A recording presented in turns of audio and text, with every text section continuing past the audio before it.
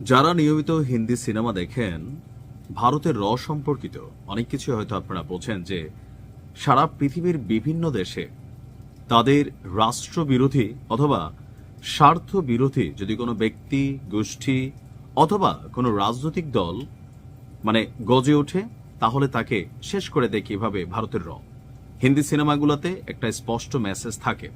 তো বাস্তবে কি আসলে এগুলো ঘটে? ওসমান হাদির হত্যাকাণ্ডের পেছনে আসলে কি ভারত দায়ী? আমরা যখন প্রতিনিয়ত বলছি যে এই ঘটনার পেছনে ভারতের এর সম্পৃক্ততা রয়েছে, তখন এক শ্রেণীর মানুষ বলার চেষ্টা করছেন যে না, ভারত হাদির মতন একজন ব্যক্তিকে বা এই টাইপের একটা ক্যারেক্টারকে ভারত টার্গেটে নিবে, ভারতের এত দুর্দিন আসে নাই। কিন্তু চাঞ্চল্যকর এক তথ্য আমরা দেখছি, খোদ ভারতেরই একটা বড় ধরনের সম্প্রদায়, শিখ সম্প্রদায়, ভারতের শিখদের বিরুদ্ধে ভারতের এর গোপন কিছু মিশন চলে। এর মাঝখানে গেল কয়েক মাসে বা বছরখানেক যাবৎ কানাডাতে শিখদের বেশ কিছু বড় নেতার রহস্যজনক মৃত্যু ঘটেছে, আর এ নিয়ে কানাডার সাথে ভারতের সম্পর্কের টানাপোড়েনও ঘটেছে। শিখরা প্রতিনিয়ত বলছে যে ভারত সরকার শিখদেরকে শেষ করতে চায়, কারণ শিখরা একটা ভারতের ভেতরে আলাদা স্বাধীন রাষ্ট্র চায়। তো সেই শিখরাই এবার ওসমান হাদির এই ঘটনার পেছনে ভারতকে দায়ী করে ভিন্ন রকম এক ঘটনা ঘটিয়েছে।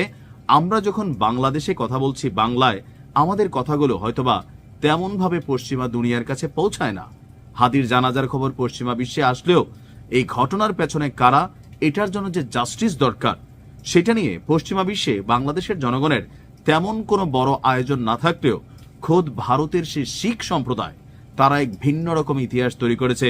আমি ধন্যবাদ জানাই। দর্শক, হাদিকে হত্যার জন্য ভারতকে দায়ী করে বিশ্বব্যাপী বিক্ষোভ করেছে শিখ সম্প্রদায়ের মানুষ।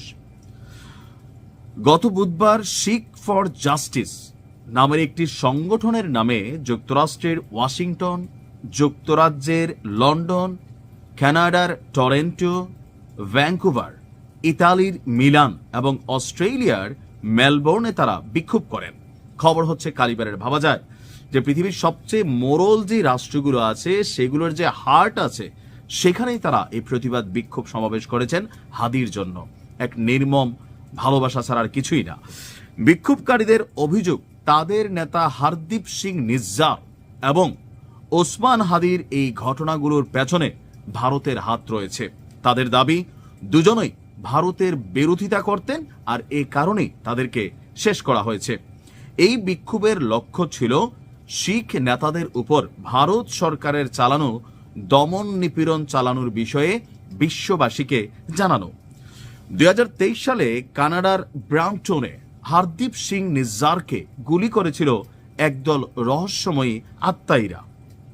শিখ কমিউনিটির অভিযোগ, ভারত সরকার এই ঘটনার পেছনে জড়িত ছিল। নিজ্জারকে শেষ করার পেছনে ভারত এবং কানাডা সরকারের মধ্যে সম্পর্কের অবনতিও ঘটেছিল। ভারতের পাঞ্জাব রাজ্য মূলত শিখ অধ্যুষিত। শিখরা সেখানে নিজেদের জন্য আলাদা স্বাধীন রাষ্ট্র গঠন করতে চায়। স্বাভাবিকভাবে বিশাল ভূখণ্ডের অধিকারী ভারত সরকার কোনোভাবেই চাইবে না যে তাদের রাষ্ট্রের ভেতরে আলাদা কোনো রাষ্ট্র তৈরি হোক। যেমনটা চীন তাইওয়ানকে কোনোভাবেই আলাদা রাষ্ট্র হিসাবে মানছে না বা বিভিন্নভাবে চাপ প্রয়োগ করে রেখেছে, কিন্তু শিখরা তাদের এই আন্দোলন অব্যাহত রেখেছে। আর এর পরিণতিতে বেশ কয়েকজন শিখ নেতা জীবন দিয়েছে। প্রত্যেকটা ঘটনার পেছনে ভারতের কানেক্টেড দাবি ছিল শিখ নেতাদের। আর এই ঘটনাগুলোর পাশাপাশি ওসমান হাদিকে নিয়েও তারা বিশ্বকে জানিয়েছে কিভাবে ভারত তাদের বিরোধী মতেরকে, বিরোধী দলকে, বিরোধী ব্যক্তিকে মিশন চালিয়ে শেষ করে দেয়। হাদি হত্যার প্রকৃত বিচার হোক, যারা প্রকৃত অপরাধী তারা গ্রেপ্তার হোক। পেছনের ঘটনা আমরা জানতে চাই। ভালো থাকুন। আসসালামু আলাইকুম।